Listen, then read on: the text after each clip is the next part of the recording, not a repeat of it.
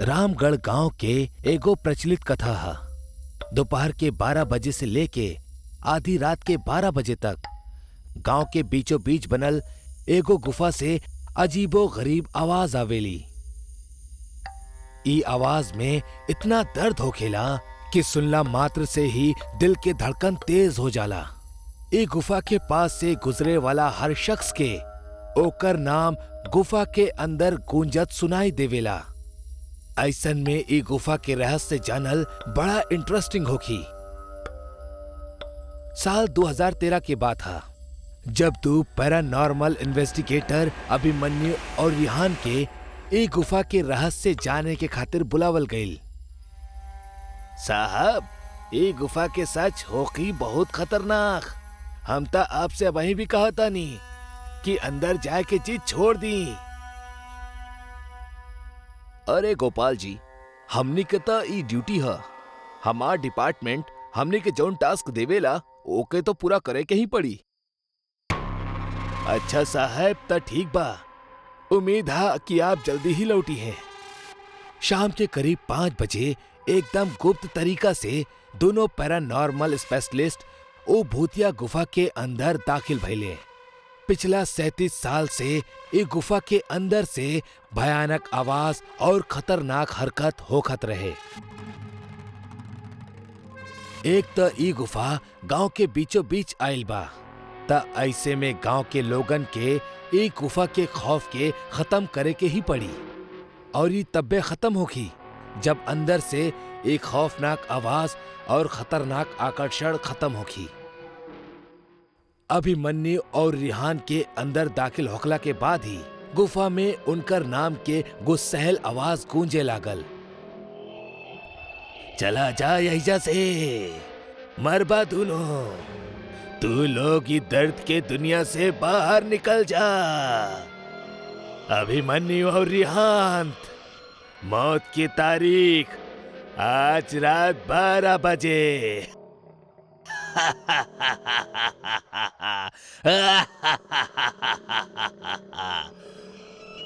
यार अभिमन्यु, ये गुफा कितना अजीब बा। आज तक ऐसन कोनो भी केस हैंडल ना कईनी जहां बेजुबान गुफा धमकी देवेली। दोस्त, भूतिया जगह हमेशा अजीब और खतरनाक ही होखेला। बस अब सोचब कम करा और टॉर्च के मदद से पिक्चर के कलेक्ट करा। रिहान तो गुफा में टॉर्च के सहारे आगे बढ़े लागल और साथ ही साथ गुफा के हर तरफ के तस्वीर खींचे लागल। रिहान के तब्बे बड़े बड़े कदम के आवाज सुनाई पड़ेला। ई आवाज ओकर ठीक बगल से आवत रहल और रिहान तो कदम के आवाज के पीछा करत करत गुफा के आखिरी छोर तक पहुंच जाला। अब वो गुफा के अंत में पहुंच चुकल रहल। ओकरा गुफा के अंत में एगो दरवाजा दिखाई देहलस। उ दरवाजा पे लिखल रहल, दूसर दुनिया के दरवाजा। रिहान मन ही मन में ई सोचत रहल कि कहीं ई दरवाजा दूसर दुनिया के तो ना। कि तब्बे ओकरा उ दरवाजा के पार से एगो आवाज सुनाई देवेला। रेहू बेटा, हम तो हार दादा, हमार पास आजा बेटा। बाप रे, ये कैसन दरवाजा हा? ये तो हमार दादाजी की आवाज हा। रिहान के उ दरवाजा के पीछे से ओकर दादाजी के आवाज सुनाई देत रहल।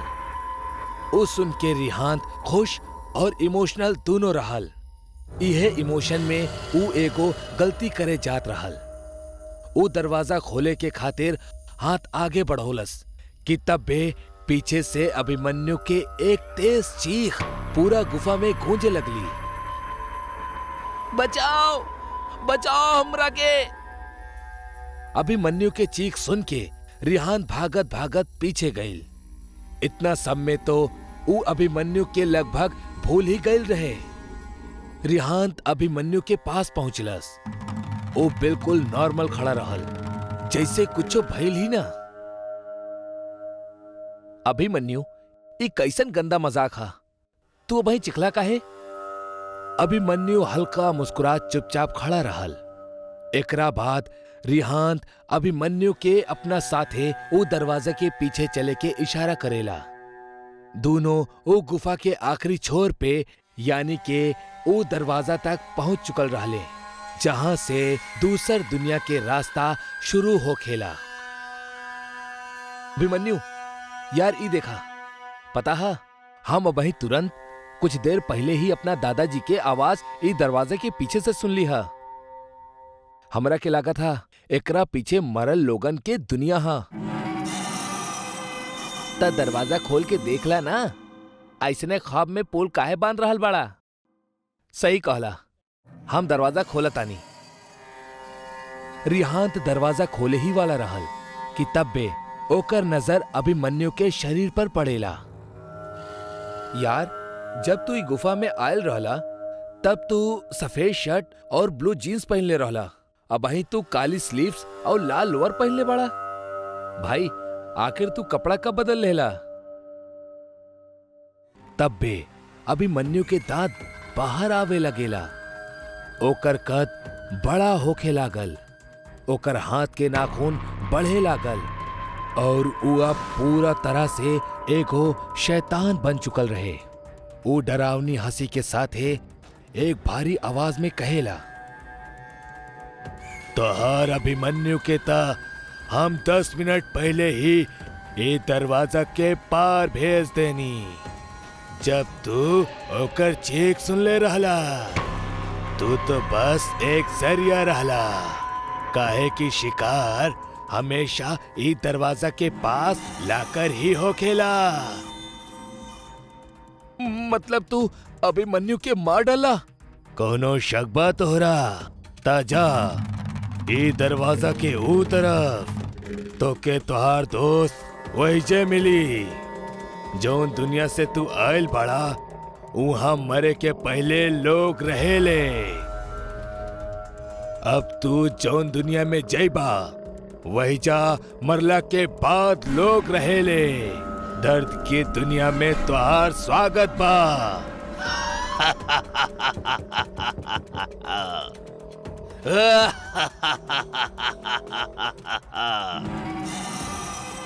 एकर बाद रिहान भागे के कोशिश करत रहल, लेकिन सामने वो शैतान खड़ा रहल। अब एगो मात्र रास्ता वो दरवाजा रहल। वो सोचलस कि ई दरवाजा ई गुफा से बाहर जाए के रास्ता होखी।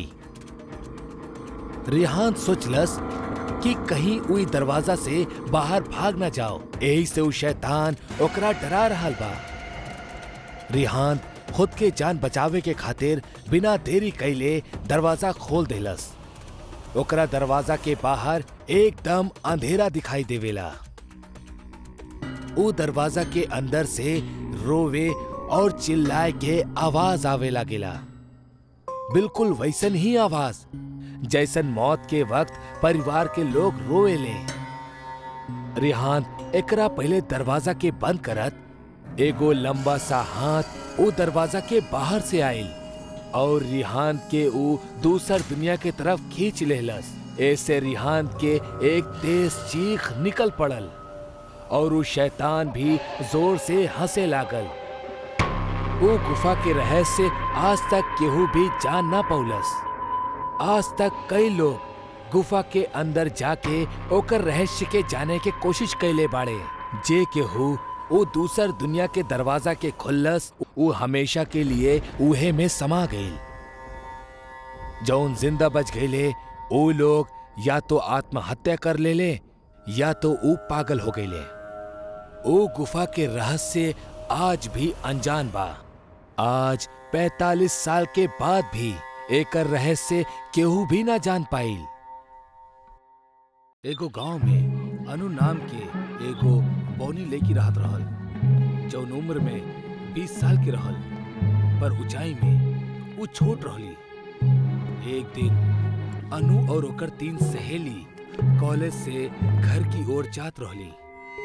सुना सब, आज हमनी कुआं में तैरे खातिर चली। हाँ, बढ़िया आइडिया बा। चला, बहुते मजा आई। हाँ, चला। अरे अनु, तू कहाँ जात बाड़ू? तहरा तैरे आई? तू तो अपन छोट छोट पैर से तैर भी ना पाइबू। हाँ, और अगर पानी में डूब गईलू तो बेकार में हमनी के नाम खराब हो जाई। एकरा से अच्छा ना तू घर जा और बाल्टी में तैरा। चुप रहना, का बकवास करत ताड़ू। लड़की लोग फिर से हंसे लगली और अनु वहीचा से निराश होके घर चल गई। रात के समय अनु गुस्सा में अपना घर से निकलल और कुएं की तरफ चल पड़ल।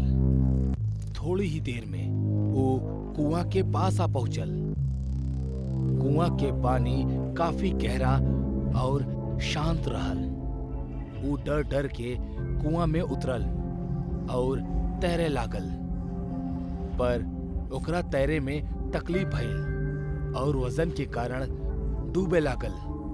वो मदद के खातिर पुकारे लागल।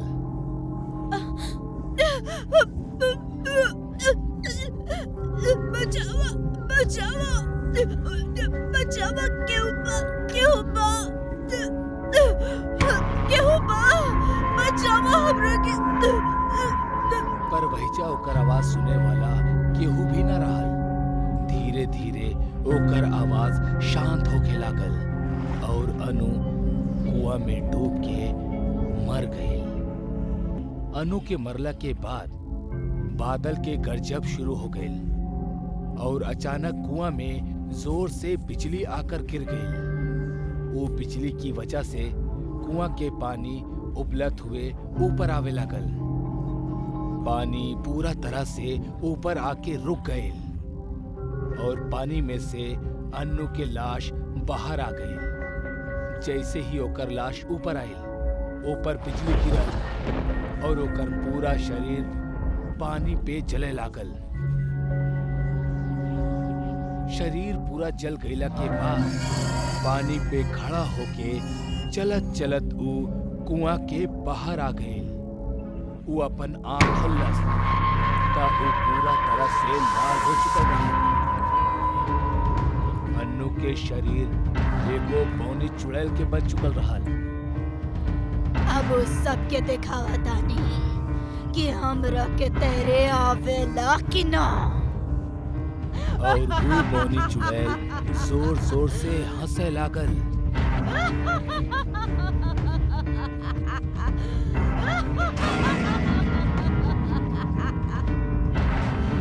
वो पौनी चुड़ैल हवा में उड़ के गांव आ गई और एक एक करके वो तीनों लड़कियन के सुत्ते ही उठा के अपना साथ कुआं के पास लेके आ गई। चुड़ैल उनकरा के जमीन पे लेटा के खुद कुआं में कूद गई और कुछ देर बाद तीनों लड़कियन होश में आईनी और अपना आसपास देखे लगली। रेखा, लीला, तू दोनों हमने ऐजा कैसे आनी? हमरा बहुत डर लग रहल बा। बहुत डर लगता। चला यहाँ से चलल जाओ। तू लोग आयल नहीं खो, लायल गयल बाड़ू। एक मिनट, ये आवाज तो कुआं से आ रहल बा। वो तीनों कुआं में झांक के देखली ता अंदर अनु आराम से तैरत रहली। अनु, तू इतना रात के कुआं में का कर रहल बाड़ू? और अभी वो आवाज के कर रहे? ओ सब छोड़, अंदर आवा, तैरल जा। हमरा ये ठीक नहीं के लागत। चला घर चलल जा। तीनों लड़की जाए लगली। उतने में कुआं से आवाज आई। रुका, ना तो सब लोग मारल जेबू। वो तीनों वही से रुकेनी। कुआं के पानी फिर से ऊपर आवे लागल। ई बार वो पौनी चुड़ैल पानी पे खड़ा रहली।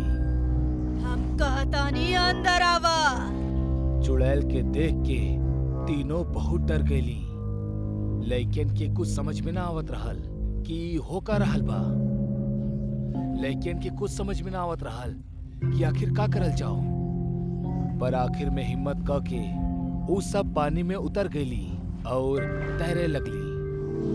तू लोग हमार मजाक उड़ैले रहलू ना, तोहनी के एकर सजा मिली।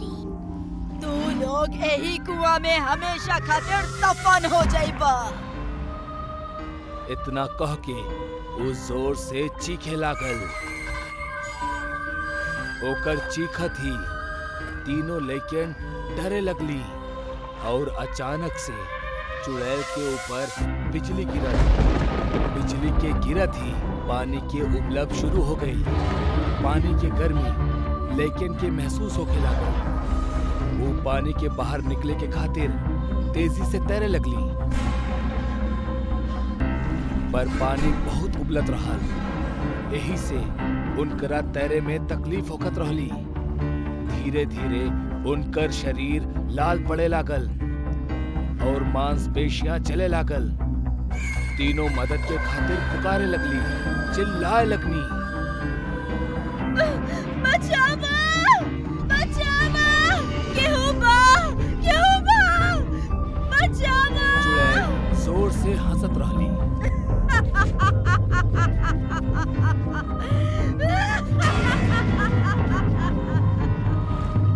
कुछ देर बाद तीनों के शरीर आग में जले लागल। लड़की लोग दर्द के मारे जोर से चीखत रहली। चुड़ैल के ई सब देख के बहुत मजा आवत रहल। आखिर में लड़कियन के शरीर पूरी तरह से जल के पानी में तैरे लागल। पानी फिर से नीचे जाए लागल। पानी के नीचे जात ही वो चुड़ैल वो तीनों लड़कियन के लाश को उठौलस और पानी के नीचे गायब हो गई। दूर कहीं पहाड़ में एगो घना जंगल रहल। वो जंगल के पेड़ इतना घना रहल कि सूरज की रोशनी जमीन पे कब्बो न गिरत रहे और दिन के समय में भी वो जंगल के अंदर अंधेरा ही होकत रहल। वो जंगल में एगो बहुत बड़ा और पुराना बरगद के पेड़ रहल, जेकरा अंदर एगो डायन रहत रहली। लोग ओकरा जंगली डायन के नाम से जानत रहले। ओकर डर जंगल के चारों तरफ फैलल रहे। वो डायन इतना खतरनाक रहली कि जंगली जानवर भी ओकर आहट से दूर भागत रहले।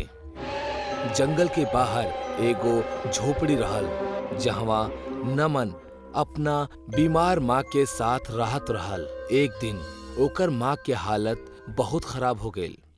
माँ, तोहार हालत बहुत खराब हो गई बा। हमरा जंगल में जाके वो जड़ी बूटी लावे के ही पड़ी। ना, तू ओ जंगल में कबो ना जाइबा। ओ जंगली डायन के वजह से हम तोहर पिता के खो चुकल बानी। अब तोहरा ना खोए चाहे नी बेटा। और अगर हम ना गईनी तो हम तोहरा के खो देहब।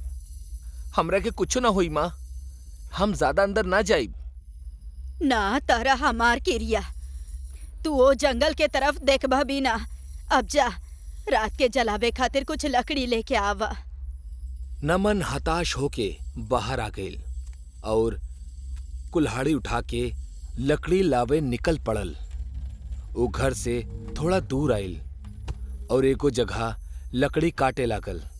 इतना में नमन के आपन माँ के खांसे के आवाज सुनाई देहलस। वो गुस्सा से कुल्हाड़ी फेंक देहलस और कहलस, हर बार माँ कसम दे के रोक लेवेली, लेकिन ई बार ना, आज ता हम दवाई लेके ही आई। नमन कुल्हाड़ी के उठौलस और दौड़ के घर के तरफ आइल। घर के अंदर झांक के देखलस तब माँ आंख बंद करके लेटल रहली।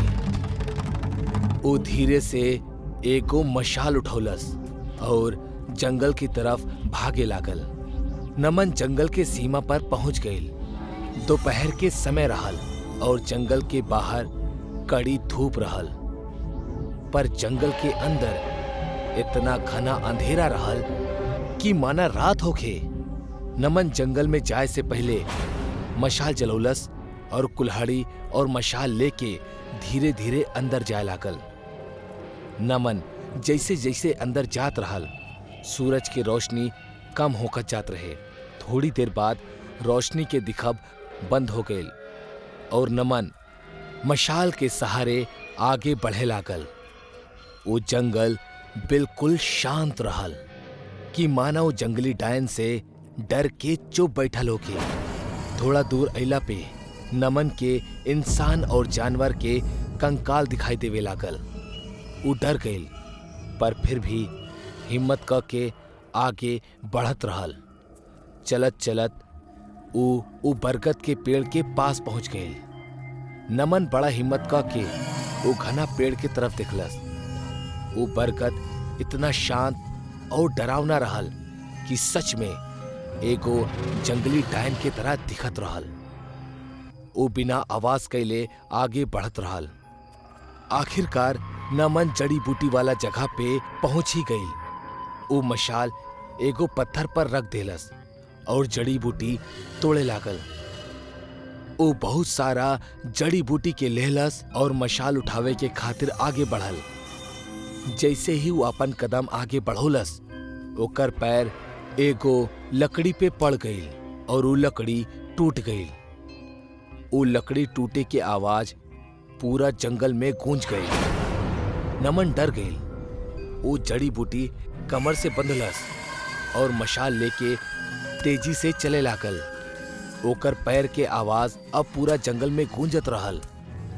नमन फिर से वो बरगद के पेड़ के नजदीक आ गई और वो देखलस कि कंकाल की संख्या बढ़ चुकल रहल।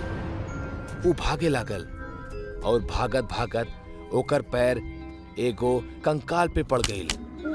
ओकर इतना जोर से आवाज भइल कि सारा पंछी शोर करे लगले। डर के मारे नमन के पैर वहीं से जम गई। शांत दिखे वाला वो बरगद के पेड़ अचानक हिले लागल। ओकर टहनी बड़ी होके लगली। वो सब देख के नमन भैया से भागे लागल पर एगो टहनी ओकरा के रोक लेहलस और उठा के ओकरा अपना पंजे में जकड़ लेहलस। अब वो बरगद के चीर के एगो जंगली डायन बाहर निकले लागल। ओह पेड़ जितना लंबा और दिखे में बेहद भयानक रही। नमन उस सब देख के बहुत ज्यादा डर गई और मदद के खातिर चिल्लाए लागल, बचावा बचावा बचावा हमरा के।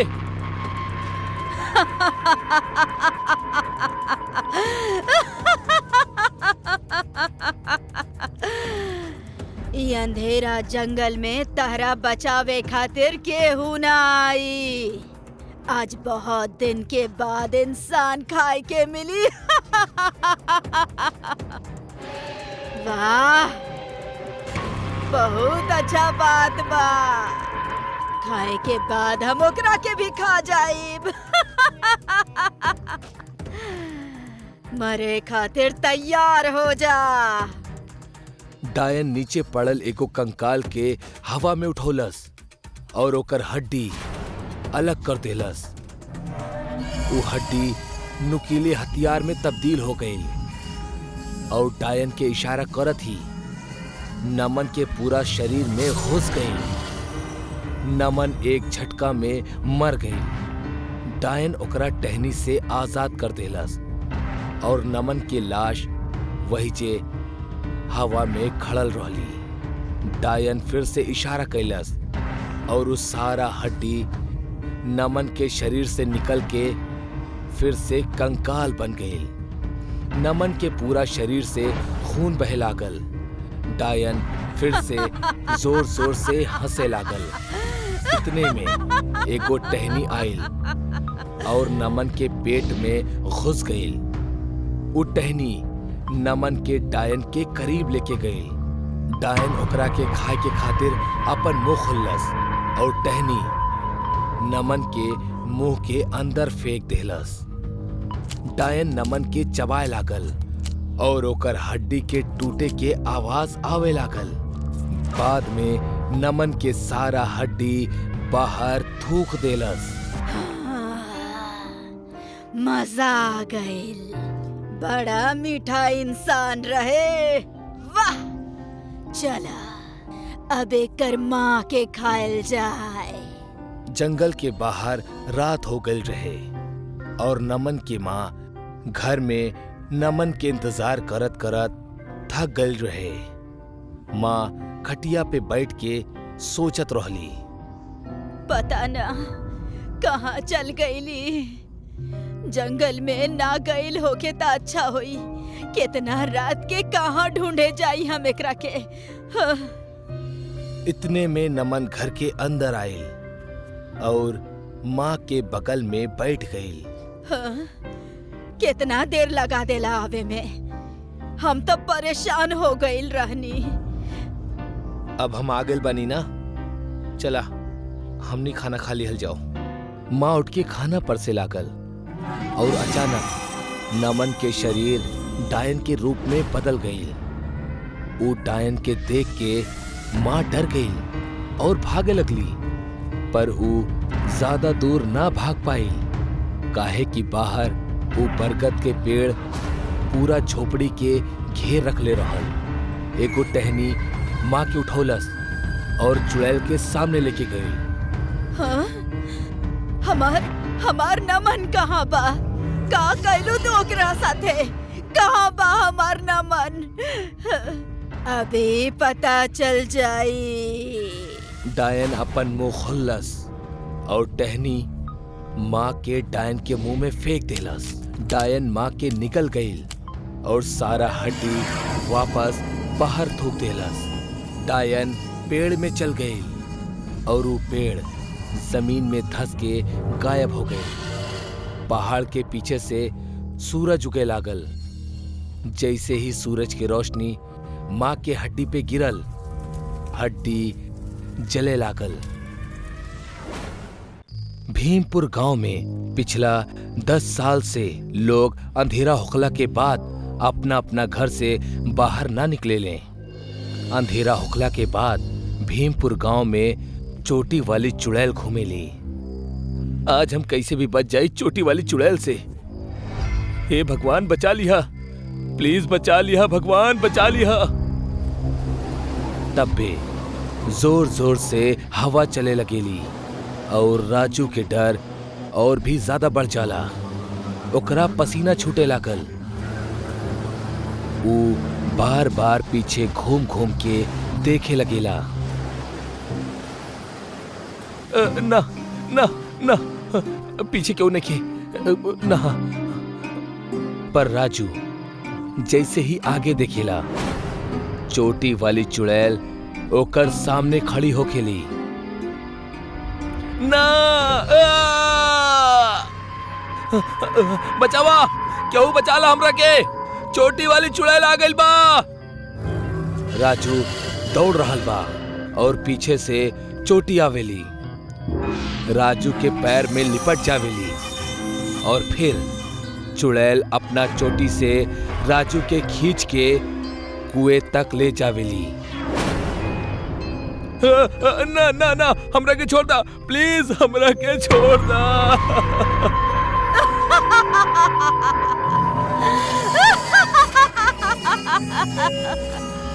चुड़ैल राजू के गुहार ना सुनेली और ओकरा कुआं में फेंक देवेली। राजू के तैरल ना आवेला। वो पानी में हाथ पांव मारत मारत मर जावेला। केहू भी गांव वाला राजू की मदद ना कर पावेला। अगला सुबह राजू के लाश कुआं से बाहर निकल जाली। गांव वालन के राजू के मौत के अफसोस रहल, पर उनकर मन में चोटी वाली चुड़ैल के डर भी रहल। कुछ दिन बाद गांव में एगो नवविवाहित पति पत्नी अइले। दोनों की जोड़ी काफी अच्छी रहल। सब लोग उनकरा ही देखत रहले। मोहन, सब लोग हमनी के ऐसे काहे देखत बाड़े? अरे तू चिंता काहे कर रहल बाड़ू? गांव में हमनी नया बानी, यही लिए शायद लोग हमनी के देखत आनी। वैसे भी गांव वालन के तो आदत हो खेली। हमके बहुत अजीब लागता। पहले चल के फ्रेश होके नी, फिर गांव वालन से मिलल जाई। ओकरा बाद तोहरा अजीब ना लागी। मोहन वो औरत के घर जाला जहाँ वो किराए पे मकान के बात कैले रहल। का आपके एक गांव में ट्रांसफर भइल बा? हाँ जी, माँ जी लगातार अनीता के चोटी के घूरे जात रहली। ई देख अनीता और भी चिंतित हो गई। माँ जी, आप हमार चोटी के ए तरह से काहे घूर रहल बानी? आप ही ना, सब गांव वाला हमनी दोनों के ऐसे देखा तड़े जैसे कौनो भूत देख लेले हो की है। बिल्कुल सही बोलू तू। एक गांव में चोटी वाली चुड़ैल के साया घूमेला। ऐसे ही गांव में केहू के चोटी नहीं खे। अगर आप दोनों के अपन जान प्यारा बा तो चोटी काट दा, ना तो एक गांव के छोड़ के चल जा, ना तो ऊ चोटी वाली चुड़ैल तो उन्हीं दोनों के मार के भूत बना दी है। समझ में ना आवेला का बकवास बा। भूत प्रेत, हम इस सब बात पे ना विश्वास करेनी। हम चोटी ना काटब। ए चोटी के बढ़ावे में कितना साल लग गईल, बस हमरा के ही पता बा। हम चोटी ना काटब। माँ जी, आप हमनी के आपन कमरा दिखा दी। माँ जी कुछ ना बोलनी, बस उंगली से बगल वाला घर के तरफ इशारा कर देनी। अनीता और मोहन वो घर के भीतर चल गए। वो दोनों के भी बूढ़ी औरत के बात पे यकीन ना आवत रहल। मोहन, तहरा का इहे गांव मिलल रहे? यहाँ लोग चोटी वाली चुड़ैल से डरे ले। सच्चो सच्चो ऐसन कुछ होई त का होई? का तू भी ई बेवकूफ गांव वालन के बात में आ गइलू? मोहन, फिर भी का सच में चोटी वाली चुड़ैल हो सकेली है गांव में? हम तो ये सब कुछ पहली बार सुन रहल बानी। और वैसे भी अगर ये सब सच में होखेला तो हमने के कुछ फर्क ना पड़े के चाहिए। हम बस कुछ ही दिन के तो मेहमान बानी गांव में। दोनों एक दूसरा से बात करत करत सुत गईले। अनीता, अनीता, अनीता। आधी रात के अनीता घबरात घबरात उठ गई। ऐसा लागल जैसे केहू हमार नाम लेके हमरा बुलात रहे।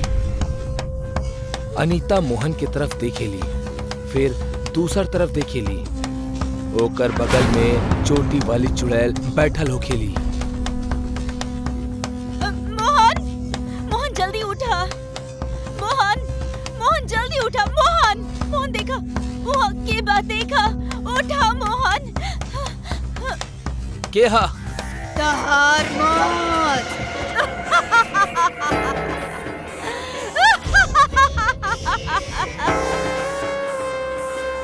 अनीता और मोहन दरवाजा से बाहर भागेले, पर चुड़ैल मोहन के चोटी से पकड़ लेवेली और ओकरा वापस बेड पे खींच लेवेली। बचावा हमरा! चोटी वाली चुड़ैल मोहन के अपना चोटी से गला घोट के मार देवेली। अनीता भागत भागत थक जाली। वही जे पास बरगद के पेड़ के लता के सहारा लेके वो लंबी लंबी सांस लेवत रहली। धीरे धीरे वो लत चुड़ैल के चोटी में बदल जाली। अनीता डर जाली और जैसे ही वो ऊपर की ओर देखेली त चुड़ैल अपना चोटी से अनीता के ऊपर की ओर खींच लेवेली। हमरा के छोड़ दा, हमरा मत मारा, हमरा जाए दा। हम तहर का बिगड़ले बानी, हमरा छोड़ दा, हमरा के छोड़ दा।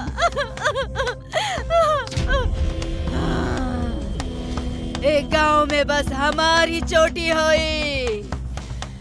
तू अगर चाहेलू हम तहरा के छोड़ दी तो ठीक बा, जा। चुड़ैल अनीता के पेड़ के ऊपर से नीचे छोड़ देवेली। अगला सुबह खून में लथपथ अनीता के लाश सारा गांव वालन देखेले। ई देख के गांव वाले तांत्रिक बुलावे के फैसला करेले। शाम तक तांत्रिक गांव में आ जाला और उहे बरगद के पेड़ के नीचे आपन हवन चालू कर देवेला। ऊ पेड़ के पास चुड़ैल के बाल भी मिले ले तांत्रिक के। ए चुड़ैल, तू हमरा सामने आवा। हम जाना तानी तू यही कहीं बाड़ू। जल्दी से सामने आजा चुड़ैल। ए तांत्रिक, तेरा का चाहिए? तो के भी एजा मार के लटका दे अब।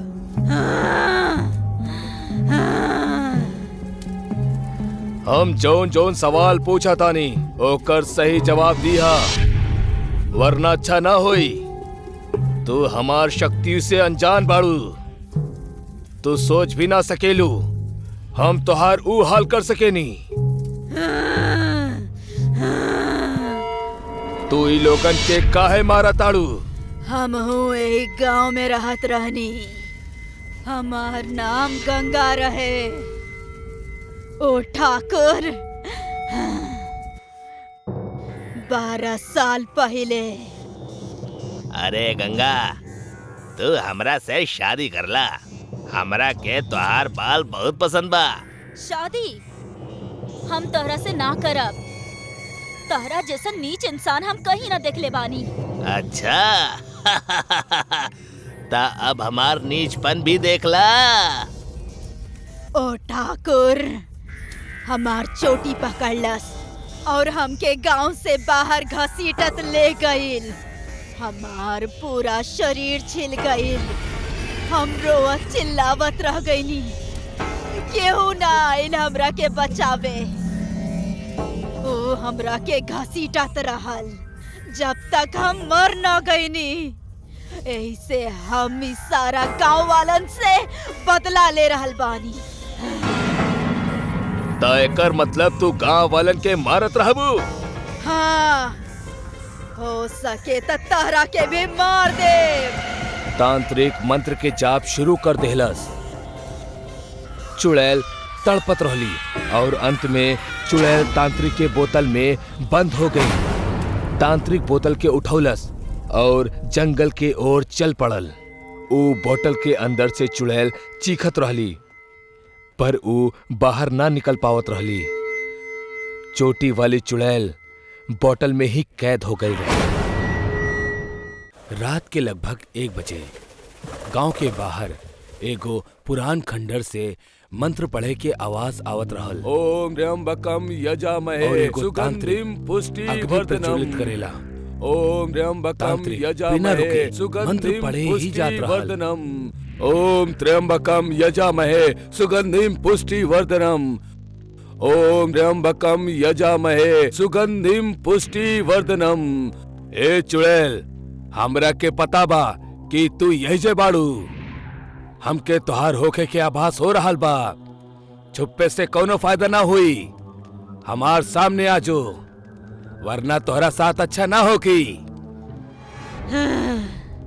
ले आ गई नी हम। चल जाए जैसे। चुपचाप यही जे सामने बैठ जा। हम ना बैठब। तहरा के जाउन करे के बा कर ले। हाँ? बैठल बानी ना। ओम त्र्यंबकम यजामहे सुगंधिम पुष्टिवर्धनम।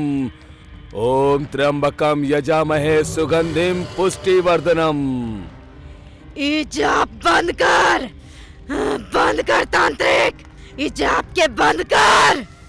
तू ही गांव वालन के परेशान काहे कर रहल बाड़ू? छोड़ दई गांव के। तांत्रिक, तू हमार और गांव वालन के बीच में मत आ, न तो तू भी मारल जाइबे।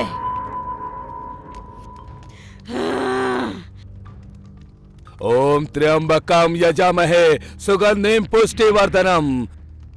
ओम त्र्यंबकम यजामहे सुगंधिम पुष्टिवर्धनम। बंद कर, बंद कर।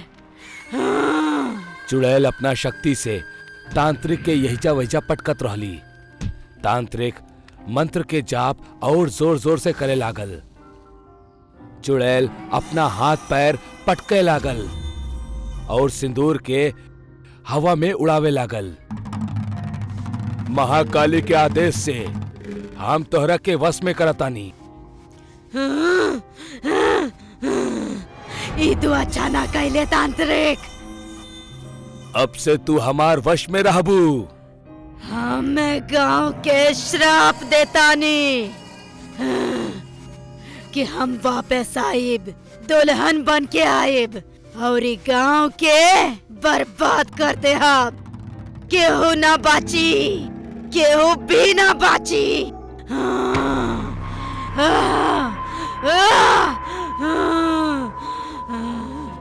कुछ दिन बाद गांव वाले चुड़ैल के भूल गए और ओकर श्राप के भी। जय नाम के एगो युवक अपन पढ़ाई पूरा करके 6 साल बाद गांव वापस आवत रहल। सारा परिवार वाले बहुत खुश रहले। अरे भाई जल्दी चला, ट्रेन आ गई होगी। चला चला, हम तक कब से तैयार होके बैठल बानी। पर जब वो लोग स्टेशन पहुंचले त जय के साथे एगो लड़की रहल। पिताजी, ई हमार पत्नी हा राखी। तू तू तू शादी कब कर लेला? 3 महीना हो गई। सब कुछ बहुत जल्दी हो गई पिताजी। सोचनी आप दोनों के मिल के बताई। हमरा पता बा आप नाराज होखी, पर हमार बात सुनला के बात ही फैसला करी। बात बात में कर ले हम। अरे वाह, कितना प्यारी बहू बाड़ी। अब घर चला, सारा बात घर जाके ही करी हा। चला। जय के पिताजी नाराज रहले, पर माँ खुश रहली। माँ, हमरा पता बा हम अच्छा न कहनी बिना बताए शादी करके, पर एक बार पिताजी अगर हमार बात सुन ली ही तो वो हमार सिचुएशन समझ जाई हैं। ई बात नहीं खेचे। तोहार पिताजी कौनो और बात से परेशान बड़े। उहे पुराना बात। कौन पुरान बात माँ? उहे चुड़ैल के श्राप कि वो वापस लौटी दुल्हन बनके। ऐसन कुछ ना होखी पिताजी। वो ढोंगी बाबा बस गांव वालों से पैसा इठे के खातिर झूठ बोलत रहल। अपना गांव से कितना लड़का लोग शहर में ही शादी कर ले। केहू के कुछ ना भइल, सब खुश बाड़े। आप चिंता मत करी, ऐसन कुछ ना होखी। ऐसन कुछ ना होखी, वही सही होखी बेटा। ऊ लोग बहू के लेके गांव पहुंचे ले। बहू घूंघट कर रखले रहल। जय के पिताजी अब वहीं भी काफी परेशान दिखत रहले। तबे जय के पिताजी के फोन पे एगो कॉल आवेला। का? कब? कैसे भइल? का भइल पिताजी? जौन ना होके के रहल, जौन तांत्रिक चुड़ैल के अपना वश में कैले रहल, ऊ मर गईल। का? जय के माँ अपना कमरा से एगो सोने के हार लेके बाहर आवेली। ई हम तारा खातिर बना के रखले रहनी, आज के दिन के खातिर। बेटा, आज तो हर मुंह दिखाई बना। जय के माँ बहू के हाथ में ऊ हार दे देलस और जैसे ही ओकर घूंघट उठल त ऊ डर के चीख पड़ल।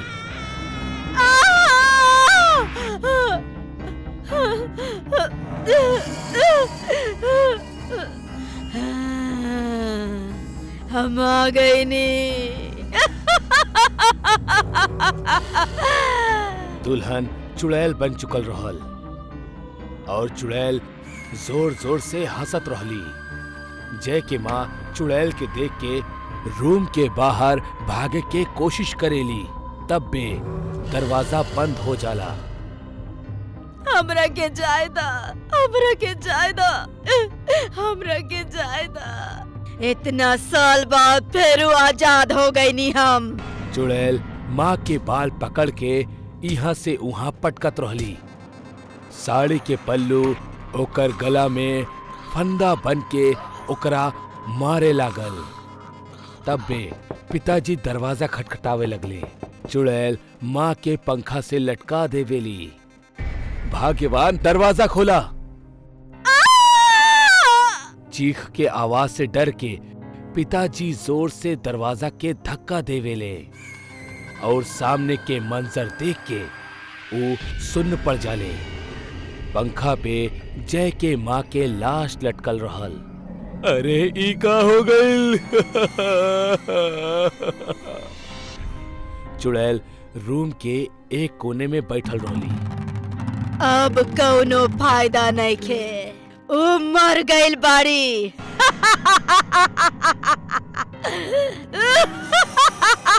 पिताजी यहाँ वहाँ भागे लगले। जय के नाम पुकारत पुकारत चुड़ैल भी ओकर पीछे भागेली।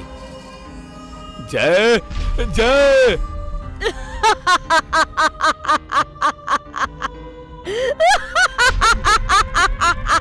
भागत भागत पिताजी गिर जाले। चुड़ैल पिताजी के ऊपर बैठ जाली और अपना नाखून से पिताजी के छाती फाड़ देवेली। पिताजी जोर से चीखेले।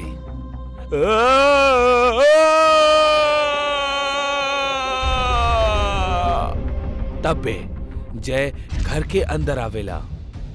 कमाल हा, यही जा केहू नहीं के। बहू आयल सब बेटा के भुला गईले। जय रूम में जाला। चुड़ैल अपना पीठ के तरफ खड़ल रहली। जय पीछे से चुड़ैल के बाहों में भर लेवेला। राखी, कैसन लगल हमार घर और हमार माता पिताजी? बोला। जय आईना में देखेला त ओकरा चुड़ैल दिखाई देवेली। जय डर से इहाँ उहाँ देखे लगेला। ओकरा माँ और पिताजी के लाश दिखाई देवेली। तब पे चुड़ैल अपना हाथ से जय के गला काट देवेली। दुल्हन चुड़ैल गांव के हर घर में जाके लोगन के मार देवेली।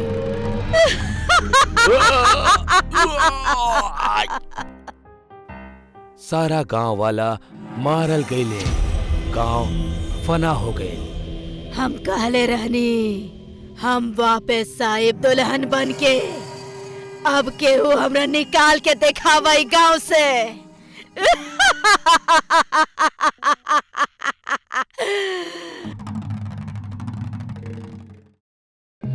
एक दिन गांव में मेला लागल रहे। ओह में बहुत सारा चीज के दुकान लागल रहे। मेला में बहुत भीड़ रहे और उहे में सारिका और ओकर बेटी प्रिया भी घूमत रहले। घूमत घूमत वो दोनों थक गईली और गन्ना के शरबत पिए के खातिर रुक गईली। शरबत के दुकान के बगले में खिलौना के एगो बहुत बड़ दुकान रहे, जेमे तरह तरह के छोट बड़ खिलौना रहल। प्रिया के ध्यान वो दुकान में रखल एगो गुड़िया पे गईल। वो गुड़िया बाकी सारा गुड़ियन से अलग और बड़ दिखत रहली। प्रिया के ध्यान वो गुड़िया पे ही रहल। वो ओकरा देखत रहली और अचानक गुड़िया प्रिया के देख के मुस्कुराए लागल। प्रिया भी वो गुड़िया के देख के मुस्कुराए लागल। गुड़िया अपन सिर हिला के प्रिया के अपना पास बुलौलस और प्रिया भी ओकर बात मान के शरबत के गिलास नीचे रख देहलस और ओकर पास चल गई। प्रिया गुड़िया के अपना हाथ में उठौलस और ओकरा सहलावे लागल। प्रिया के अपना पास ना पाके सारिका डर गई। प्रिया, प्रिया, प्रिया कहाँ बाड़ू तू? प्रिया। सारिका के आवाज सुन के प्रिया भी खिलौना के दुकान से आवाज लगौलस। माँ, हम एजा बानी। सारिका दौड़त दौड़त वो दुकान में गई। कितना घबरा गल रहनी हम। एजा का करत आड़ू तू? माँ, ई गुड़िया देखा ना, कितना सुंदर बाड़ी। ये हमरा तरफ देख के मुस्कुरात रहली और हमरा के बुलावत भी रहली। हमरा के चाहिए। सारिका गुड़िया के तरफ देखलस ता ओकर चेहरा बिल्कुल निर्विकार रहल। फिर वो मुस्कुरा के प्रिया के तरफ देखलस और कहलस, ठीक बा, ले लेल जाओ। प्रिया ई सुन के बहुत खुश हो गई और ओ गुड़िया के सीना से लगा लेहलस। भाई साहब, ई गुड़िया के कितना भइल? जी 50 रुपया। सारिका ओकरा के पैसा देहलस और दोनों ऊ दुकान से निकल गईले। गुड़िया फिर से हंसे लागल, पर ई बेर ओकर हंसी कुछ डरावनी लागत रहल। सारिका और प्रिया अपना घर पहुंचली। घर आवत ही प्रिया गुड़िया के साथे खेलब शुरू कर देहलस। प्रिया, हम तारा के का कहले रानी? पहले पढ़ाई पूरा करा, फिर ओकरा साथे खेली हा। चला, रख दो गुड़िया के और जाके पढ़ाई करा। प्रिया नाखुश होके गुड़िया के एक जगह पे रख देहलस और किताब लावे के खातिर अपना कमरा में चल गई। प्रिया के जइला के बाद गुड़िया अपना मुंडी सारिका के तरफ घुमा देलस और गुस्सा से ओकरा देखे लागल। गुड़िया के आंख लाल होखत रहल, जैसे कि ओकर आंख में खून उतर आयल होके। प्रिया के आवत देख गुड़िया फिर से शांत हो गई। रात के हम गुड़िया के साथे खेलब। ठीक बा, अब पढ़ाई करा। रात हो गई रहल और प्रिया के पापा रंजीत भी अपना काम से वापस आ गए। पापा की आवत ही प्रिया पढ़ाई बंद कर देलस और उनकरा गुड़िया दिखावे लागल।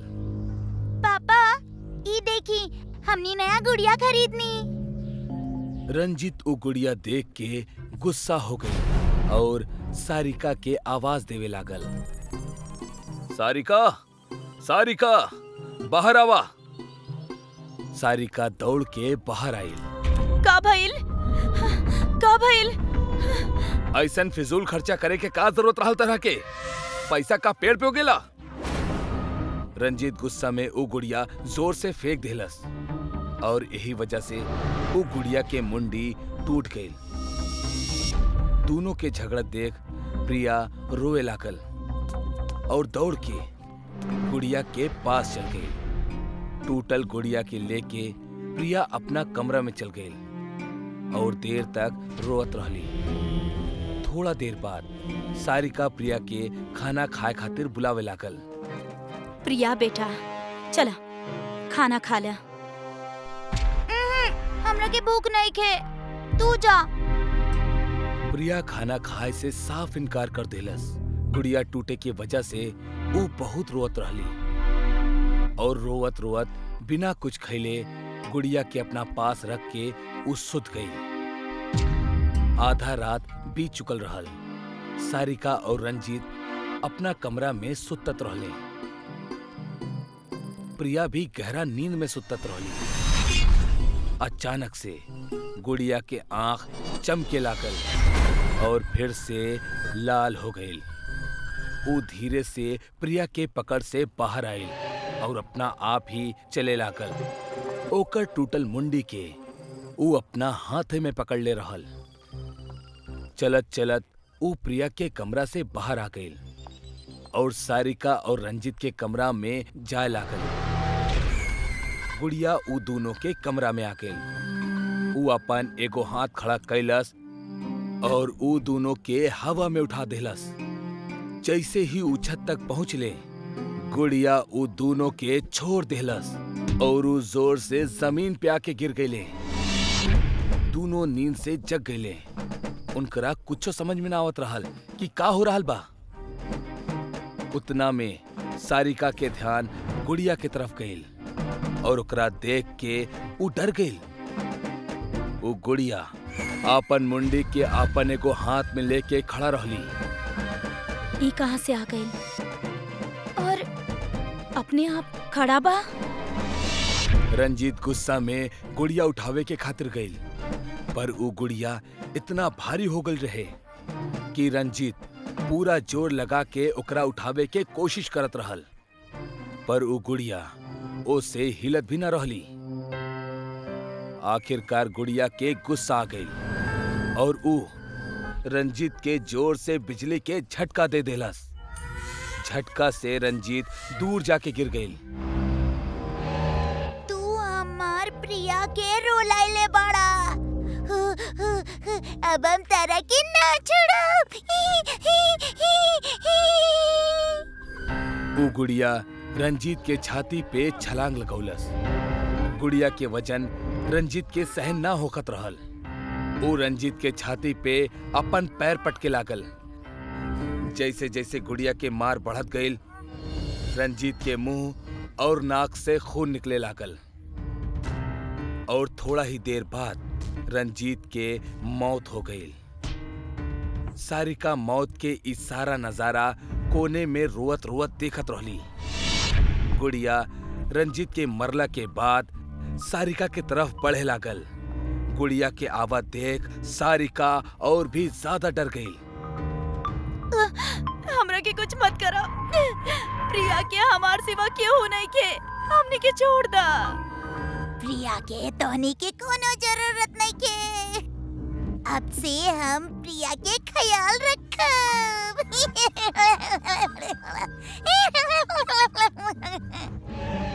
गुड़िया अपना हाथ से बिजली निकाल के सारिका पे बरसावे लागल। वो बिजली के झटका के सारिका सहन न कर पावत रहल और ऊ वही जे दम तोड़ दिलस। दोनों के मरला के बाद वो फिर से प्रिया के पास जाके सुत गई। मौत एगो ऐसन भयानक सच्चाई है जैसे आज तक केहू भी ना बच पौलस। लेकिन एगो और कड़वा सच इहो है कि सच्चाई मौत के बाद भी सामने आ सकेली।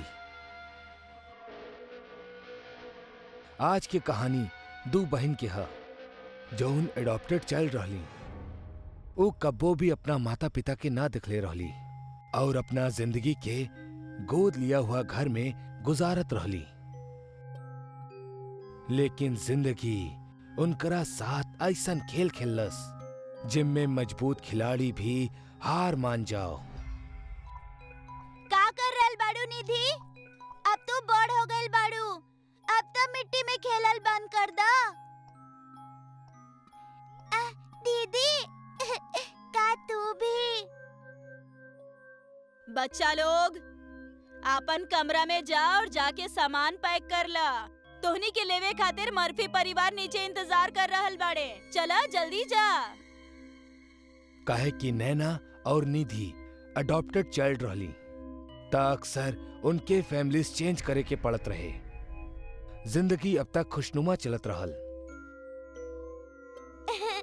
दीदी सच कहीं तो हमरा ही परिवार के छोड़ के जाए के बिल्कुल मन न कर रहल बा। बाकी अब दोसर कोनो रास्ता भी तो नहीं खे। हमनी अनाथ के जिंदगी ऐसने होखेला, एक घर से दोसर घर, दोसर घर से तेसर घर। दोनों अडॉप्टेड बहन अब वही जिंदगी के लड़ाई में बहुत छोट रहली। नैना जहाँ 13 साल की रहल तो ओकर छोट बहन निधि 10 साल की रहली। अब उनकरा के मर्फी फैमिली में जाए के रहल। दीदी का तोहरा के पता बा मर्फी आंटी बहुत खड़ूस बाड़ी। उनका बच्चा से कोनो खास लगाव नहीं खे। फिर ना जाने काहे ई हमनी के लेवे आइल बाड़ी। हाँ ई बात तो बा सही। काहे कि हम भी सुन ले बानी कि इनकर स्वभाव बहुते अजीब बा और व्यवहार बहुते खतरनाक बा। पहले भी कितना लोगन इनका यहाँ से बच्चा के गुमशुदा होके के किस्सा बतैले बाड़े। बच्चा लोग बाहर गाड़ी में बैठ जा। हाँ शाम होके वाला बना जा। हाँ जा। दोनों बहन अब मर्फी फैमिली पहुंच चुकल रहली। लेकिन वही जा उनकरा का अब तक के सबसे अच्छा एक्सपीरियंस होखत रहे। घर कोनो आलीशान महल से कम ना रहल और रोशनी से चकाचौंध रहाली घर। ओ रात दोनों बहन सुत गईली और अगला सुबह उठली तब मर्फी उनकरा बगल में बैठल रहली। बच्चा लोग वैसे तो स्कूल गइल बहुते जरूरी बा, है ना? बाकी हम तोहनी के दो रास्ता देतानी। हाँ चाहे तो घर के सारा काम करा, चाहे स्कूल जा। नैना के पढ़ाई पसंद न रहल, यही से वो घर के काम करल जरूरी समझलस और निधि स्कूल जाए के फैसला कैलस। तकरीबन 1 हफ्ता बाद नैना, ए नैना, जल्दी से डाइनिंग हॉल पहुंचा, चला। डाइनिंग टेबल पे बैठला के बाद निधि, तू शुरू कर। आज तोहार मनपसंद पकवान बनेले बानी। नैना, हमरा तोरा से बात करे के बा। हमरा ना पता कि तोहार पहला परिवार कैसे रहल बाड़े, चाहे उनकर का मानसिकता रहल बा। बाकी ई घर में हमनी ईमानदारी के महत्व देतानी, और तू जेकरा के अपन बहन कहेलू वो सिर्फ तोहार वहम बा। ई तोहार काल्पनिक मित्र बाड़ी और एकरा से ज्यादा कुछो नहीं खे, समझ लो। तू अब 13 साल के हो गइल बाड़ू। अभी बचकाना हरकत तहरा के शोभा ना देवेला।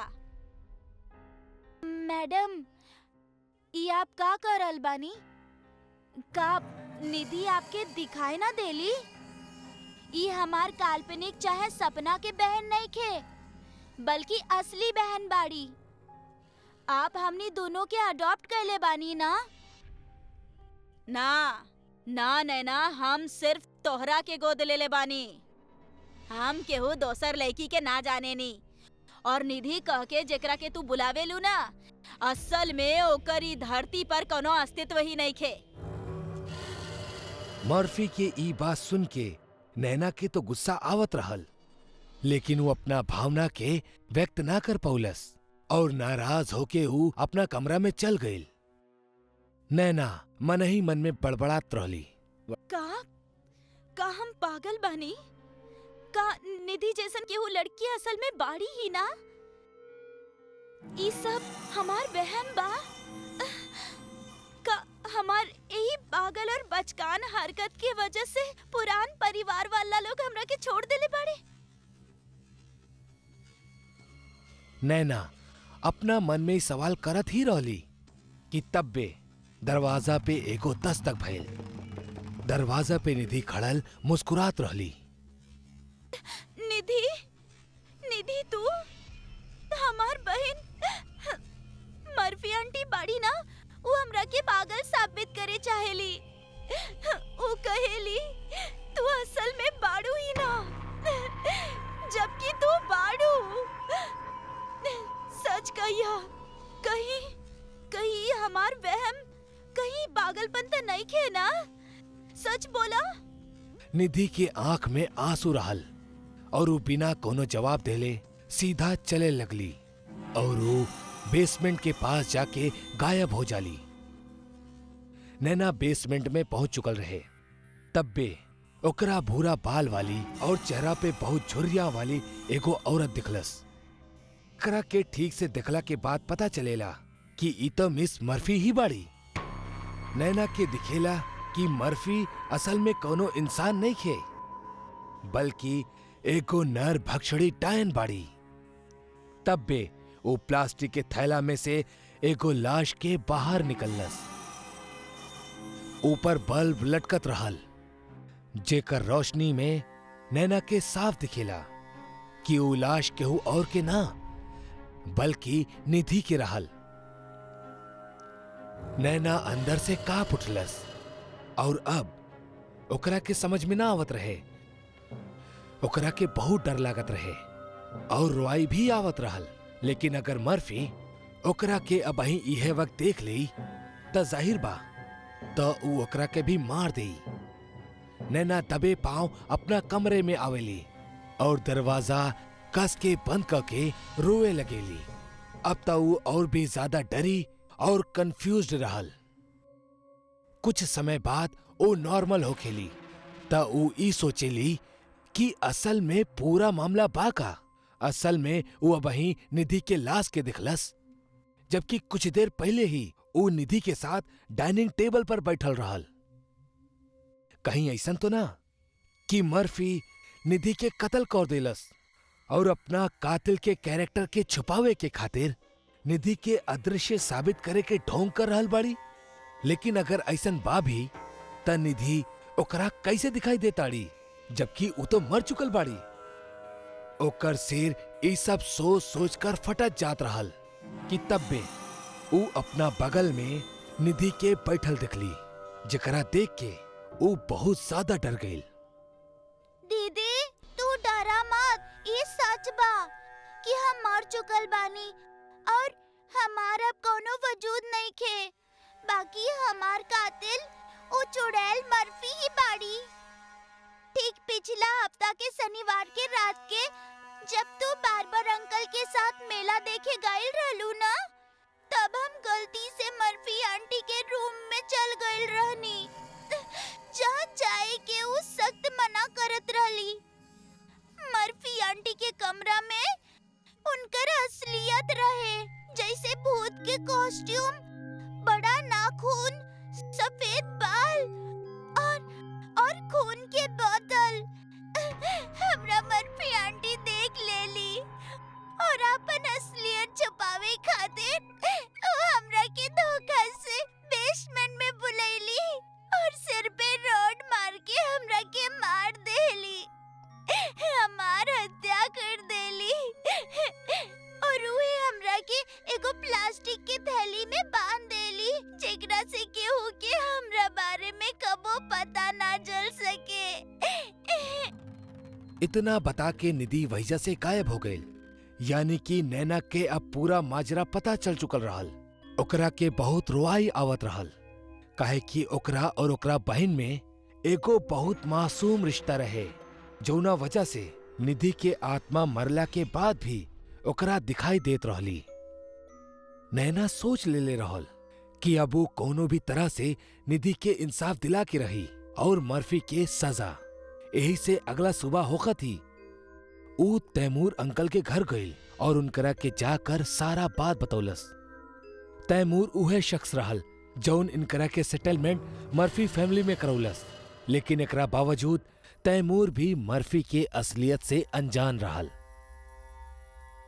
शाम के नैना तैमूर और पुलिस वालन के लेके मर्फी हाउस पहुंचलस और उनकरा बेसमेंट में वो लाश के दिखावे के खातिर ले जात रहली। बेसमेंट में पहुंचत ही जौन ऊ लोग देखले, ऊ देख के सबके दिल दहल उठल। ऊ लोग देखले मर्फी फांसी के फंदा पर झूलत रहली और अब ओकर असल चुड़ैल वाला चेहरा भी साफ साफ झलकत रहल। ऊ 200 साल के बुढ़िया नजर आवत रहली। अब तो मर्फी भी मर चुकल रहली, त अब एकरा आगे काही हो सकत रहल। लेकिन नैना निधि के मर्फी के झूलत लाश के बगल में मुस्कुरात दिखलस। नैना समझ गई कि चुड़ैल के इतना भयानक मौत आखिर कैसे भइल। एकर कत्ल निधि ही कैलस। ऊ आखिरी बार रहल जब नैना निधि के दिखलस।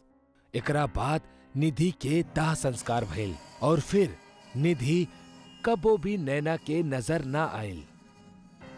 मर्फी के अंत भले ही दर्दनाक भइल, लेकिन वो एगो मासूम से ओकर जिंदगी छीन लेलस। 2 बहन के हमेशा हमेशा के खातिर जुदा कर देलस।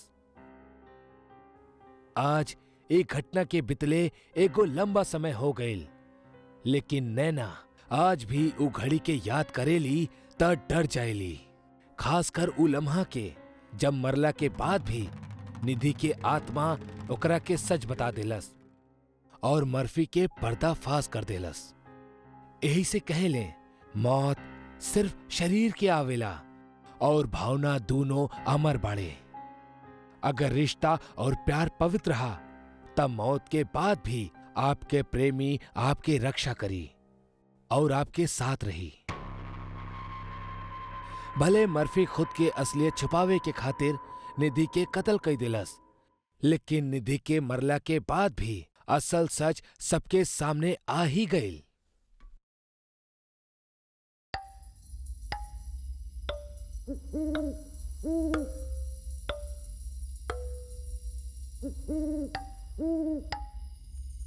अरे हाँ दादाजी, हम समझ गए नहीं आपकी बात। हम गांव में भोरे में आई, राती में ना आई, और अगर कोनो अनजान इंसान दिखी तो हम ओकरा के ना टोकब। कितना बेरी आप हमरा के एक ही बात समझावे ले। चलिए अब हम फोन रखा तानी, काहे कि निकले के तैयारी कर रहल बानी। अतुल 25 साल के एगो खूबसूरत नौजवान रहल। वो अपन इंडिविजुअल फैमिली के साथे शहर में रहत रहल, लेकिन ओकर अपन गांव और गांव के पुश्तैनी मकान से कुछ खास लगाव रहता। यही वजह से जब भी ओकरा मौका मिलत वो अपन गांव जाइत और घूम के वापस आ जाई। अतुल आज करीब 3 साल के बाद अपन गांव जात रहल, जहां वो हाल ही में फैलल एगो दहशत से पूरी तरह अनजान रहल। आज पूर्णिमा के दिन रहल। सुबह के 7 बजे ही अतुल ट्रेन पकड़ ले रहल और तकरीबन शाम के 5 बजे अतुल पहुंच गई अपन जिला राजगढ़ में। यहाँ से ओकर गांव करीब 5 किलोमीटर दूर रहल। अतुल स्टेशन पर उतरेला और बाहर निकल के अपना गांव जाए खातिर सवारी के तलाश करेला, लेकिन वो ये देख के हैरान रह जाला कि वहाँ मौजूद एक भी सवारी राजगढ़ जिला के कौना भी गांव जाए खातिर तैयार ना रहल। तब पे अतुल एगो टांगे वाला से बात करेला। अरे ओ भैया सुना जरा, ई तू लोग गांव में जाए खातिर काहे तैयार ना बड़ा? कोनो भूत प्रेत बका भैया? अरे कहाँ से आयल बड़ा भैया? का तोहरा राजगढ़ के वो 14 गांव में फैलल दहशत के बारे में नहीं मालूम? तू ई का बात के गोल गोल घुमा रहल बड़ा? साफ साफ बतावा ना, आखिर बात का बा? अरे भाई साहब, ये वक्त वो किस्से के जिक्र करे में भी डर लागेला। बस इतना समझला, आज पूर्णिमा की रात था। वो सारा गांव अंदर से कब्रिस्तान के समान है, जकरा जमीन पे एक कदम रखे मात्र से तोहार मौत के रफ्तार तेज हो जाई। मत जइहा आज वहाँ। इतना कहा थी वो तांगा वाला घबरा के वहाँ से भाग चला। अतुल वो तांगा वाले के कहल बात के समझे के कोशिश करेला, फिर खुद से बोल पड़ेला, ये गांव वालन के कोनो काम धंधा नहीं, बस एगो मसाला मिले के चाहिए। इनकरा के लागे ला कि हम शहरी लौंडा इनकर तकिया सुनल बात से डर जाए। अतुल अपना मन में इतना बड़बड़ात हुए आगे चल देवेला। ओकर हाथ में ओकर एगो सूटकेस रहल, जेके लेके अतुल बिना कोनो सवारी के पैदल ही गांव की तरफ चल देवेला। ओकर रास्ता भयानक जंगल से होकर गुजरे के रहल। अतुल के शुरुआती कुछ समय सही बीतल। वो सड़क के खत्म करत करत अब गांव के ऊ जंगल में दाखिल होने ही वाला रहल कि तब बे ओकर फोन बजे खुला। अरे यार, दादाजी के फिर से कॉल। अतुल दादाजी के कॉल उठावेला। अतुल बेटा, सही सलामत बड़ा ना? आज के रात कौनो होटल या लॉज वगैरह में गुजार लिहा। आवे के गुस्ताखी मत करिहा, काहे कि गांव में एको बहुत ही खतरनाक स्मेल फटकेली। आकर्षक मर्दन के दादाजी अब ही इतना कहले ही रहले कि अतुल के फोन बैटरी लो होखला की वजह से बंद पड़ जाला। कोशिश करते रहे। और दादाजी दोनों के बात लगभग एक ही जैसन रहल। तो कहीं सच में ना अब बस एको जंगल ही तो पार करे के बाद जल्दी जल्दी चलता। अतुल अपन कदम तेज कर लेवेला। कुछ देर बाद ओकरा एगो तेज खुशबू आवेला। वो अचानक वो खुशबू के तरफ आकर्षित हो जाला और ओही तरफ जाए लगेला। वो कौनो इत्र के खुशबू रहल, बड़ी मनमोहक। अतुल वो इत्र के खुशबू के तरफ आकर्षित हो चल जात रहे। वो एगो शादी के मंडप जैसन दिखे वाला एगो वीरान पड़ल मंडप के पास जाके रुक जाला, जहां सामने ओकरा दुल्हन के जोड़ा में खड़ल एगो औरत दिखाई पड़ल। अतुल पे वशीकरण भइल रहे और यही के चलत उस शादी के मंडप तक आ पहुंचलस। एकरा बाद अतुल धीमे धीमे मंडप के अंदर दाखिल होखेला और फिर वरमाला पहनावेली और ओकर ठीक बाद अतुल भी ऊ औरत के ऊ वरमाला पहनावेला। अतुल अपने आप विवाह के सारा रस्म के करे लगेला। विवाह संपन्न हो जाला के बाद अतुल अचानक से बेहोश हो जाला और जब ओकर आंख खुलेली तब वो होश में आ चुकल रहल और अपन कंट्रोल में रहल। ओकर पूरा शरीर में एगो भयानक दर्द हो उठल रहे। अतुल वो दर्द से परेशान उठे के कोशिश करत रहल, लेकिन ई का अतुल के हाथ और पैर दोनों किनारा से बंधल रहे। तब्बे ओकरा अपना सामने एगो औरत घूंघट में आवत दिखाई देवेली। वो औरत के देख के अतुल चीखब और चिल्लाइल शुरू कर देवेला। के बाड़ू तू और हमरा इस तरह काहे कैद करके रखले बाड़ू? फिर वो औरत आपन घूंघट उतारेली। ओकर चेहरा देख के अतुल के पूरा शरीर कांपे लागेला। वो जलल चेहरा वाली एगो डरावनी औरत रहल, जेकर आँख के पुतली गायब रहल और पूरा चेहरा से लाल खून झलकत रहल। इतना डरावना नजारा के देख के अतुल कांपब शुरू कर देवेला। के बाड़ू तू? हमरा जायदा, हमरा छोड़ दा। वो औरत अतुल के करीब आवेली और फिर ओसे एगो भारी आवाज में कहेली, हम तहरा से शादी करके तहरा यहाँ ले आईनी, बाकी हमरा के मालूम पड़ गइल कि तू हमार पति नहीं खा। एही से अब तहरा के मरे के होई। हमरा मत मारा, छोड़ दा हमरा के, ज्यादा हमरा के। अतुल वो डायन से रहम के भीख मांगत रहल, लेकिन रहम इंसानन में होखेला, डायन और पिशाचन में ना। अतुल के ठीक बगल में रखल खंजर हवा में अपना आप उठेली और वो खंजर अतुल के सिर से आर पार हो जाली, जैसे अतुल तड़प तड़प के मौत के नींद सो जाला।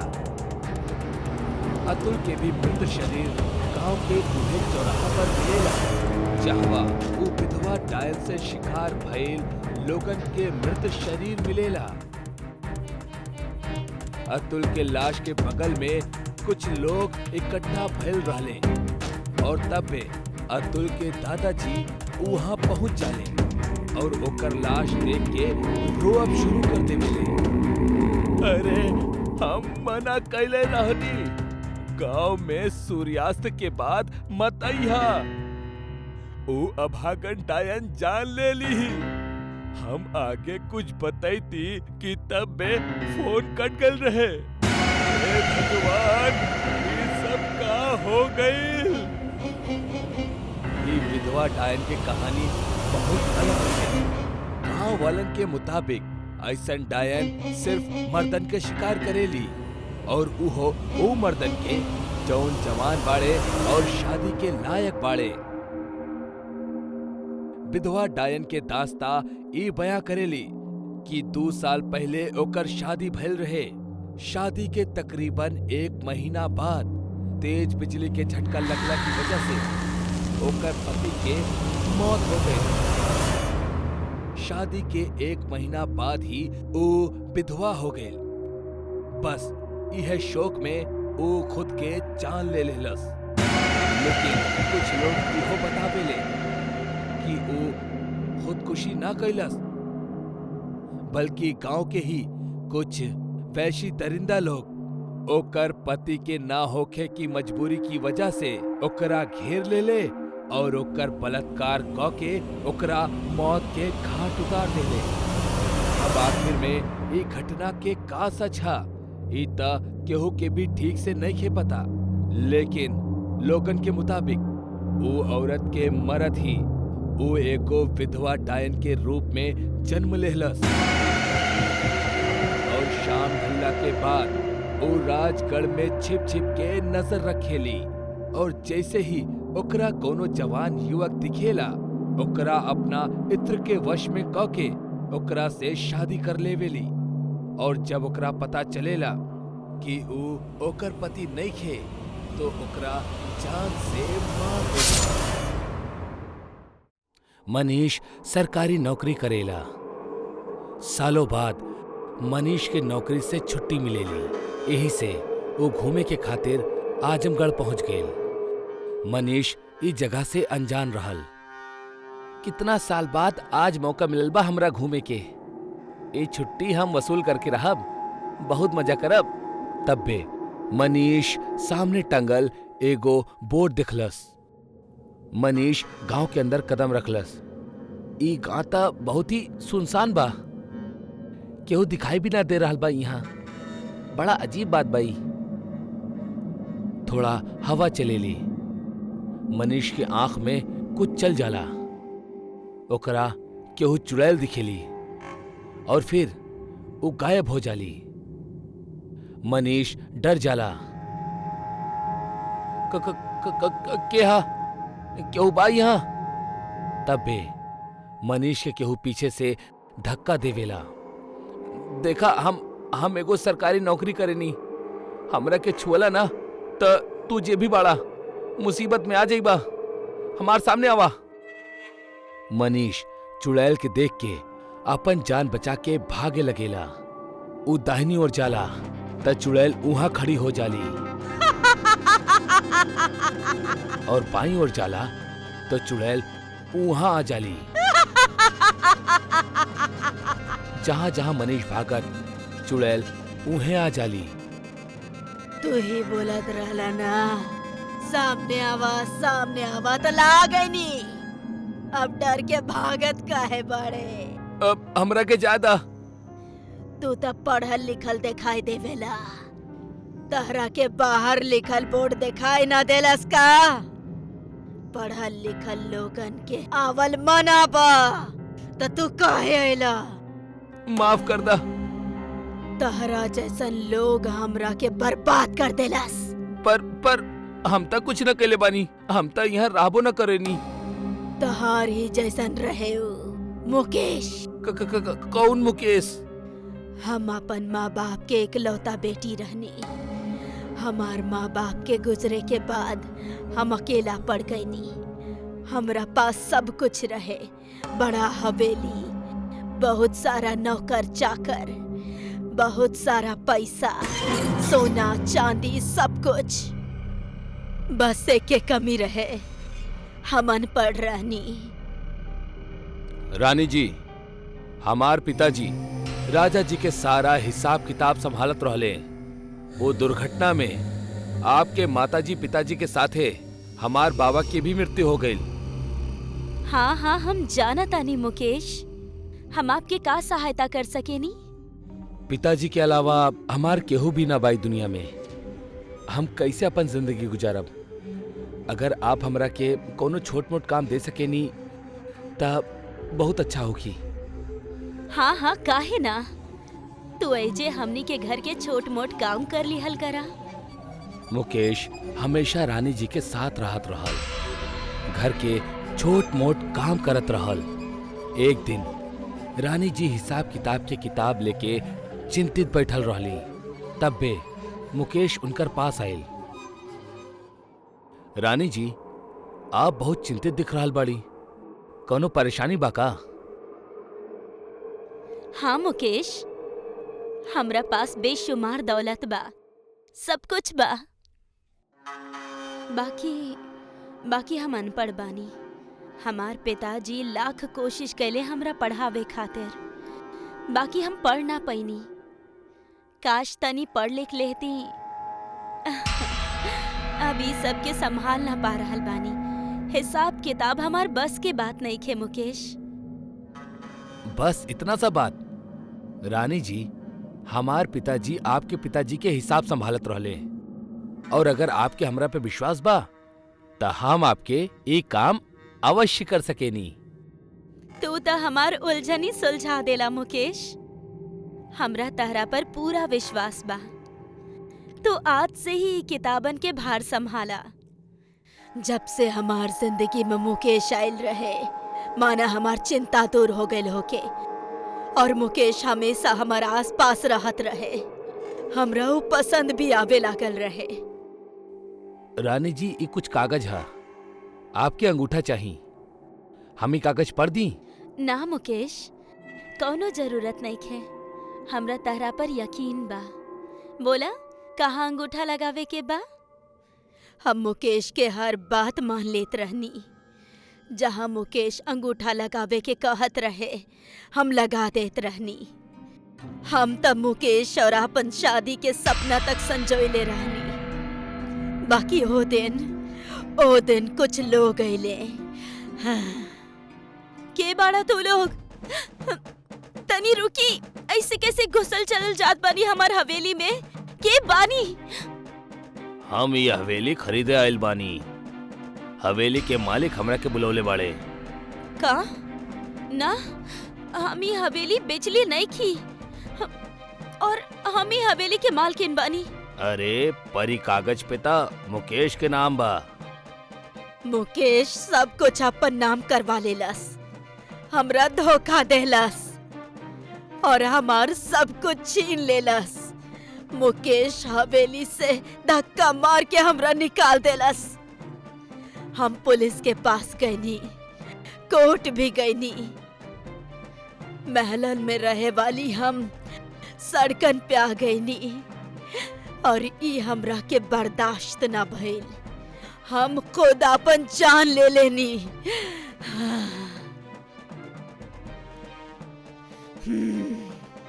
ओ दिन से हम चुड़ैल बन गईनी और हम एक एक करके सबके मार देनी। बाकी मुकेश हमारा हाथ से बच गईल। पर हम मुकेश ना बानी, हमरा के जायदा। हमरा के पता बा तू मुकेश नहीं खा, बाकी ओकरे खून बाड़ा। तोहरे बाप के नाम मुकेश बाना। हाँ। पिताजी की गलती के सजा हमरा के मत दा प्लीज। मनीष वहां से भागे लगेला। तब बे जोर से आंधी आवेली। मनीष कुछ देख ना पावेला। चुड़ैल मनीष के हवा में उठा के पटक देवेली। चुड़ैल मनीष के गर्दन धड़ से अलग कर देवेली और ओकर सिर गांव के बाहर टंगल बोट पे अटका देवेली। एक गांव में पढ़ल लिखल के आवल मनाबा।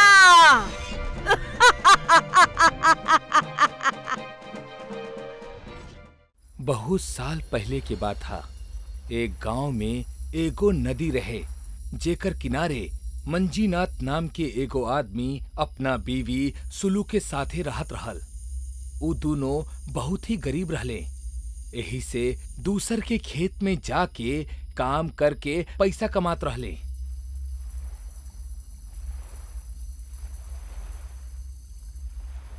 एक दिन ऐसे ही उ दोनों काम पर जाए के खातिर निकल गईले त जात सुलू के नजर नदी पे पड़ल। नदी के किनारे एगो छोट सा पेड़ रहे और ओकर डाली में कुछो फसल रहे। सुनी जी, ऊ नदी में का बहत आवता? डाली में अटक गइल बा शायद। ऊ ओ चीज के पास जाए लगले। जैसे जैसे ऊ पास जात रहले उनकरा एगो बदबू आवे लागल। अरे ई बदबू कहाँ से आ रहल बा? शायद उहे चीज से आ रहल बा। लोग भी ना कुछ भी फेंक देवेले नदी में। दोनों ऊ चीज के पास चल गए। ऊ चीज से बहुत ही बदबू आवत रहे। मंजीनाथ ऊ चीज के बाहर निकलस त ऊ दोनों ओकरा देख के डर गईले। काहे कि ऊ कुछ और ना एगो सड़ल लाश रहे जो नदी में बहात बहात यहाँ तक आ गल रहे। अब हमनी का कइल जाए? इता लाश बा। हाँ, भगवान। हमरा जल्दी से पुलिस के बुलावे के चाहिए। थोड़ा ही देर में वहाँ एगो पुलिस इंस्पेक्टर आ गई। ऊ दोनों ऊ इंस्पेक्टर के ऊ लाश के दिखौले। ई लाश के बारे में तू केहू के बतौला तो ना? ना साहब, केहू के भी ना बतौनी। बतैया भी मत। अब हमार बात ध्यान से सुना। ई नदी से अब रोज लाश बहात बहात यहाँ आई। तोहरा एगो काम करे के होगी। सुबह जितना भी लाश बहात बहात यहाँ आई तो उनकरा के बाहर निकलबा और शाम के हमरा के सौंप देबा। इंस्पेक्टर के बात सुन के मंजीनाथ और सुल्लू डर गए। पर साहब, रोज लाश यहाँ काहे आई? ओ तो मत सोचा, बस जितना कहल गइल बा उतना करा। कहे कि ई काम के तोहरा पैसा भी मिली, तब बोला करबा। पैसा के बात सुन के मंजीनाथ और सुल्लू सोच में पड़ गईले, पर आखिरकार ऊ ई काम करे खातिर तैयार हो गईले। ओ दिन से नदी में बहुत सा लाश बहात आवत रहे और फिर मंजीनाथ और सुल्लू मिल के उनके बाहर निकाले ले और इंस्पेक्टर के सौंप देवेले। इंस्पेक्टर भी उनकरा दिन के पैसा दे के ओ लाश के लेके जात रहे। नदी में आवे वाला लाश बेहद बदबूदार रहत रहल। एक बार मंजीनाथ और सुल्लू एक लाश के नदी से बाहर निकालत रहले कि तब बे ओकर बदबू से सुल्लू के चक्कर आवे लागल और वो नीचे गिर गई। मंजीनाथ ओकरा उठा के घरे ले गई। तू यही से आराम करा, बाकी के लाश हम निकालता नहीं। सुल्लू के सुता के वो बाकी लाश निकाले के खातिर नदी के पास चल गई। मंजीनाथ जब घर आयल ता सुल्लू अबहिनो सुतत रहे। ओ सुल्लू के जगौलस, चला डॉक्टर के पास चल जाओ, तो हर तबीयत बहुत बिगड़ गई बा। ना, आप ऐजे रुकी, हम अकेले ही चल जाए। अगर और लाश आयल तो केहू तो यहाँ होके के चाहिए ना, हम जाता नहीं। हमार गांव में डॉक्टर नहीं खे, तोहरा पुल पार करके दूसर गांव जाए के होखी, रास्ता लंबा हा। कुछ ना होई, हम चल जाए। अगला दिन सुल्लू डॉक्टर के पास चल गई और मंजीनाथ नदी पे लाश इकट्ठा करे लागल। कुछ देर बाद वहां इंस्पेक्टर आ गई। साहब, आज बहुत जल्दी आ गई नी? हाँ, बस ऐसे ही। कितना लाश निकला? सुबह से 3 निकलने बानी। अच्छा, ठीक बा। इतने में इंस्पेक्टर के ध्यान नदी में गई। ओकरा एगो लाश आवत दिखाई देहलस। अरे ओ देखा, एगो और लाश, जा निकाला।